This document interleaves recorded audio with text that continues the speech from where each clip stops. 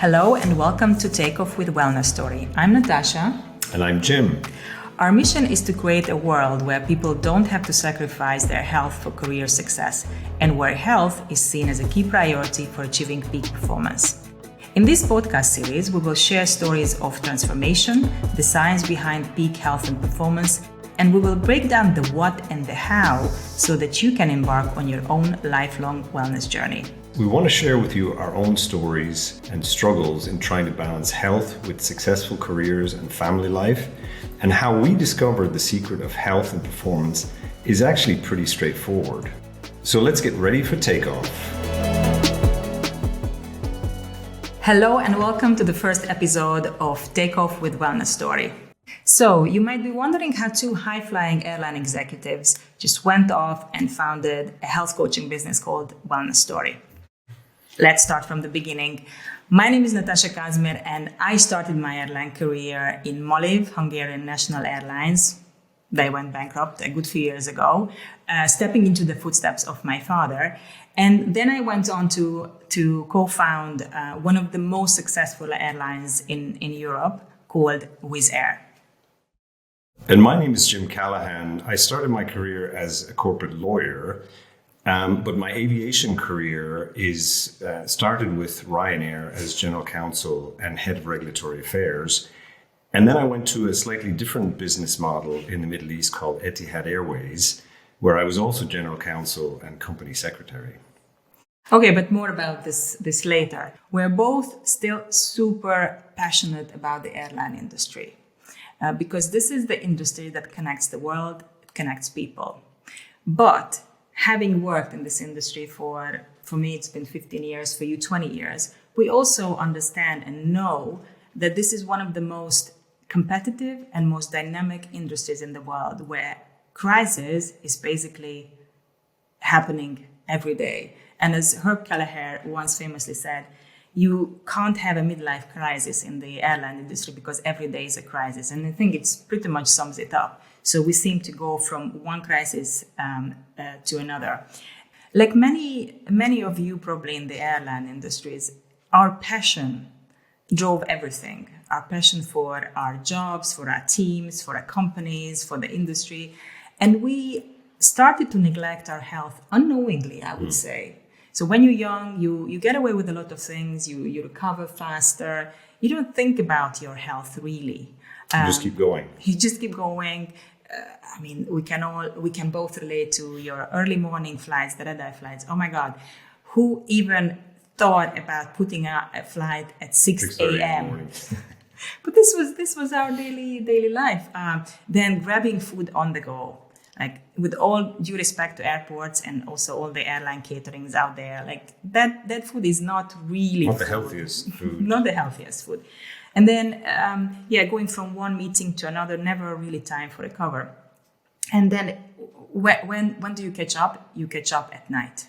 You sacrifice your sleep, etc., etc. Before we get into the detail, let's take a step back, and we'd like to kind of introduce ourselves in a bit more detail. So maybe you might give a little bit of background starting from how it all started. How it all started. How did it all start?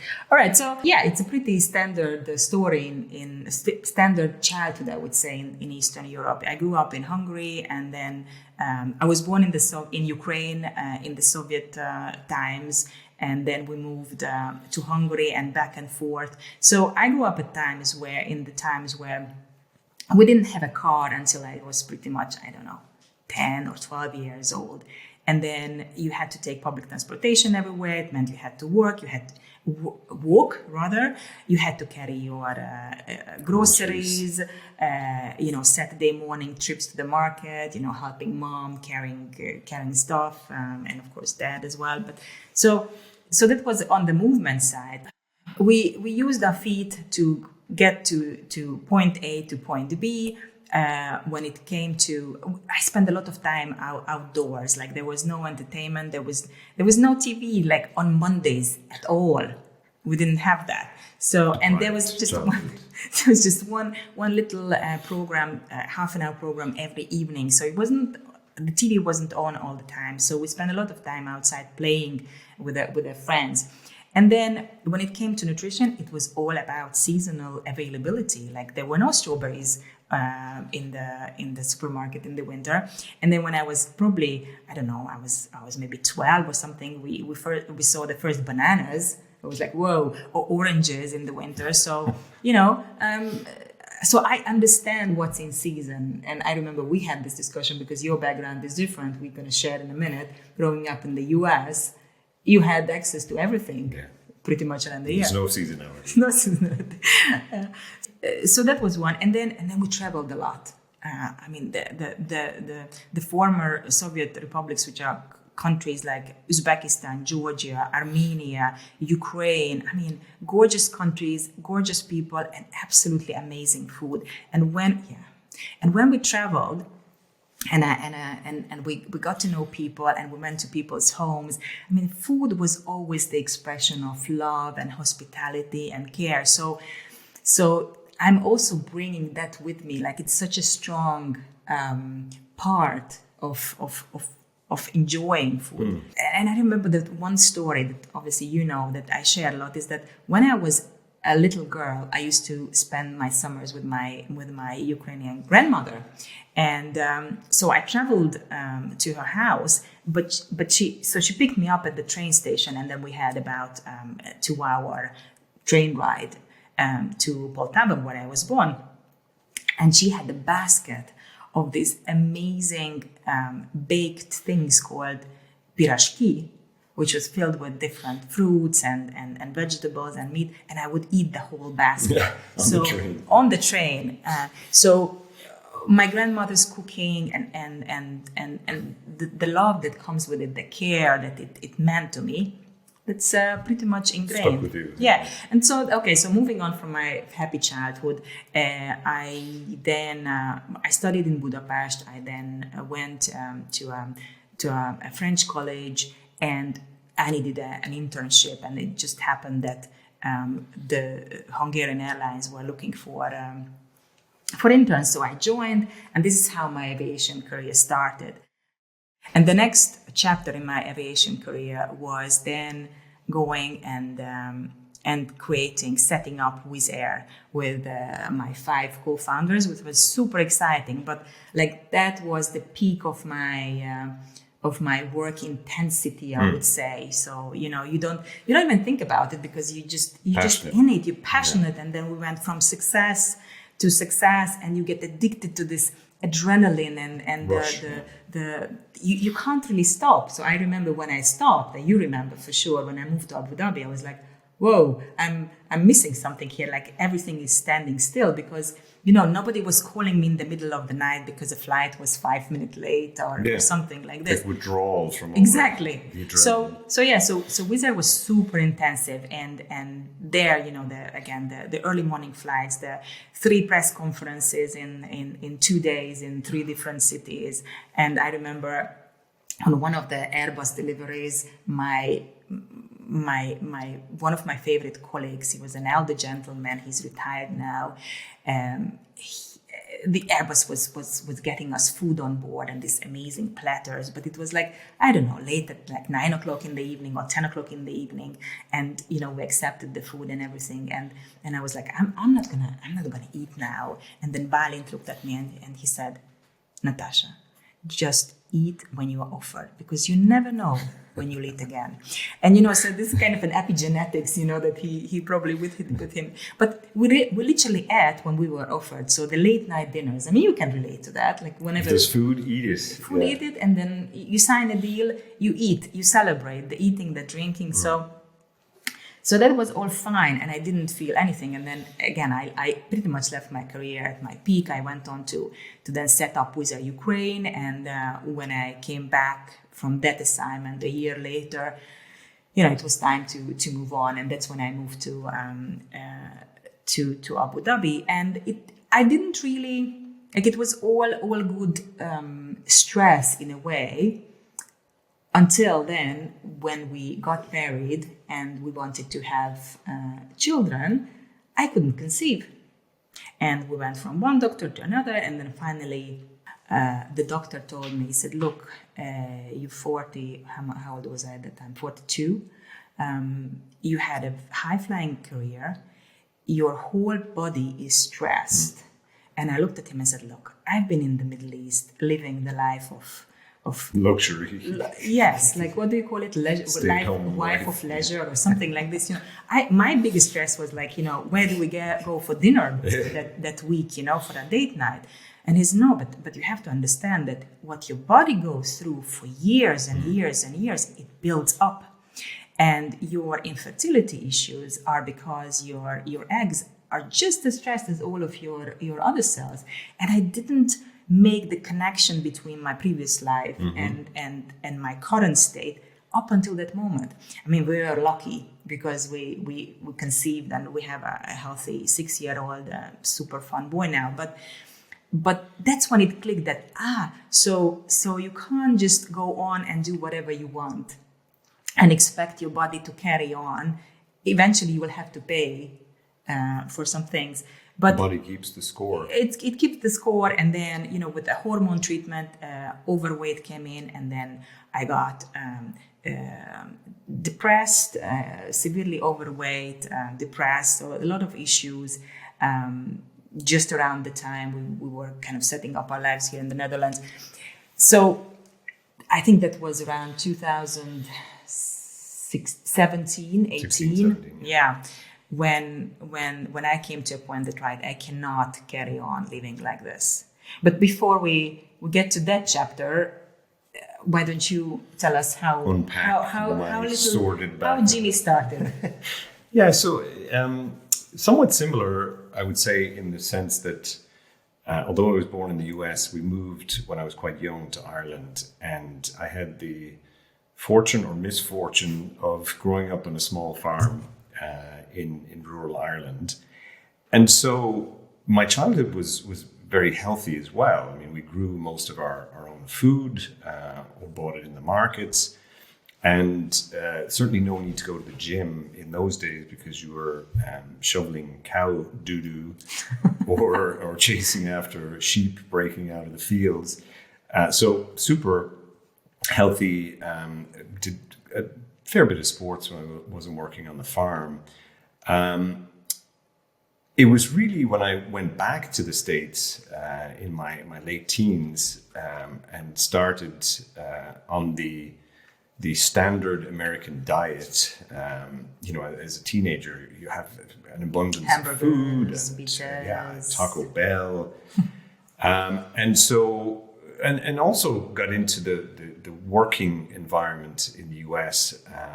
I went to college and I worked full time when I was going to college. And then after college, went on to law school, still continued to work. And really the kind of that slow decline in terms of health. I mean, I wasn't moving very much because the academic side and the office side, I was sitting most of the time. But you just keep powering through. I mean, law school is quite stressful, but very exciting. And then once I finished my law degree, I then went on and did an LLM in European law in Brussels. Started work right out of college at a major law firm. We're doing very large transactions, working late nights. At the time, I was married and had my first two boys at that stage. So it's trying to balance, the busy, stressful career with young family life. Already seeing the kind of strains there. And then moved to Ireland and started my aviation career with Ryanair, and talk about going from one frying pan into a very large fire with Ryanair. But it was super exciting. I mean, Ryanair was one of the, if not the kind of driving forces of the liberalization of air transport.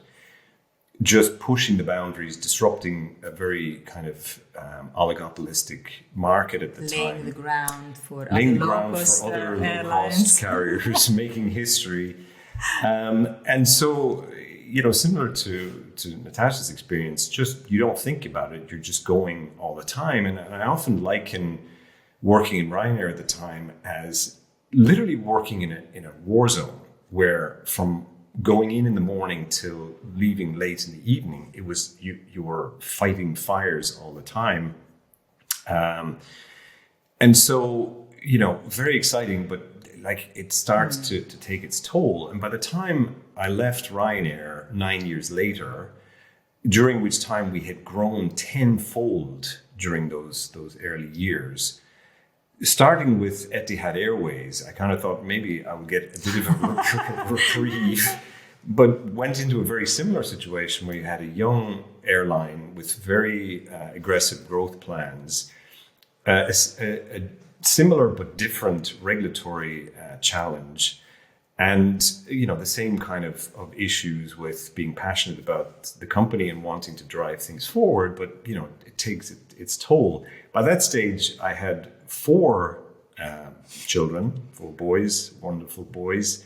But at that stage, over the years with Ryanair, my relationship broke down with my former wife.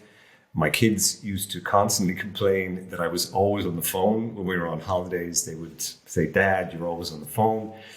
And so that was a difficult period for a lot of reasons. I was trying to keep in contact with my boys and commuting back to Ireland from the Middle East every month.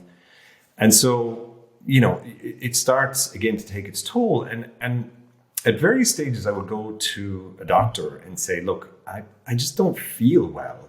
I'm low energy. I'm really struggling with focus at work. What's wrong with me?" And inevitably, I would get a clean bill of health. Everything is kind of in the normal range. And so it was in that environment that in 2016, I moved to Uber. And talk about moving from one frying pan into an inferno at the time. I kind of saw Uber as a Ryanair without the wings, with all its regulatory issues, and saw it, as a challenge and a way of getting back in Europe and closer to my kids. But it was total insanity, trying to actually work in an environment where it was all about being 24/7, back-to-back meetings all the time, 5 different communication modes jumping all the time. And so around about 6 months of being there, I had my boss came over from the US for a day of meetings. And after about the third meeting of the day, I'm sitting with members of my senior team and my boss in this meeting, and I was about to present something as trivial as an update on where things were. But when I tried to do the presentation, I literally couldn't. I couldn't join what was in my head with what was in my mouth, a bit like now. and it was terrifying because I'd never experienced this before, and I tried a few times, and I just was talking complete nonsense. And eventually I had to get up and leave the meeting, and I went for a walk. And as I'm walking, it occurred to me that this hadn't happened overnight, that this was something that had built up over the years. And I hadn't been managing my stress levels and certainly not my health levels. And it was at that stage where I realized I had to change. I was about 49 at the time, going on 50. And I figured for my own sake, but for the sake of my family and my lovely wife, I needed to start doing things differently. Yeah, so it took us a good few years, and that's where the two health stories converged. Meet, because so Jim was about to recover from this super stressful environment, and I had to do something about my own health, as I said, the overweight, the depression. I mean, I was really at a very bad place. Yeah. So and for a while now, I think we're talking about 2018, 2019. 2019 was like, we're going out on kind of parallel roads. So you tried to do something with your health, I tried to do something with mine, I started with a personal trainer. And then eventually we moved to Haarlem from Amsterdam, which was also a big kind of, change of environment. Here we are out in the nature, we have goats, it's a very kind of calming setup as well. And then eventually we found CrossFit as the kind of our preferred way of moving. Yeah, because it kind of combines gymnastics, strength training, cardio as well. Functional movement. And you can do it at any levels. I mean, you can do it at level 0, but you can do it as a professional athlete as well. So it's very versatile. And then as one out of desperation, I was looking for another diet program, that wouldn't help. But I found something which sounded very interesting, because it was a program which said it's a health program that was focused on nutrition combined with behavioral science. And I think that's when something clicked for both of us. So we started doing CrossFit. We then discovered this health program, and it kind of opened our minds and eyes to possibilities. And we both started to look into what else is possible. So I went really deep into nutrition. I went back to school, did the Stanford course, then did numerous other courses with nutritionists, and read gazillion of books. And the other area that really interested me was breath work. And then, because of my age, it led me to, okay, let's look at the female health, the female hormonal health mostly. And then you took a deep dive into the kind of the movement, the fitness side of CrossFit. So I did a Stanford course on the physiology of exercise, which was absolutely fascinating, how amazing the human body is in terms of how it adapts. And the one big aha moment for me was discovering the aging curve, which is this concept that we all age and we all start to decline over time. But if you look after your health and you stay active during your life, you can actually delay that decline to the point where your health span is equal to your lifespan. So you stay healthy and fit and the active. Quality of life remains. Whereas if you are sedentary and you don't look after your health, you will inevitably reach a point of what they call functional disability, where you rely on a walker or a cane, or you're just not able to be as physically active. The amazing thing is that no matter where you are on the lower curve, you can always bump it out if you start to take care of yourself. And that for me was bump it out. I've made it my remaining life's mission to bump that curve out as far as possible, so that I remain, and we're on the same boat, remain healthy and fit. And what I liked what you said when you turned 50 is that you're getting ready for the next 50 years. And I love that concept. I've now extended that to the next 70 years. I didn't know about that, but I turned 50 this year, and I'm totally feeling this. Like, how can I be the best version, the most energetic, the most alive version of myself for the next 50 years? So eventually we put the puzzle together, and I think that's when it really started to work. And we got so passionate about, as you say all the time, the pain that we felt. Now it turned into our passion, and we decided that it's a pity to keep it to ourselves, and we really wanted to share with the wonderful people in the aviation and around the world, but mostly people who we know and are still in the airline industry, to help them to avoid the mistakes that we made early on.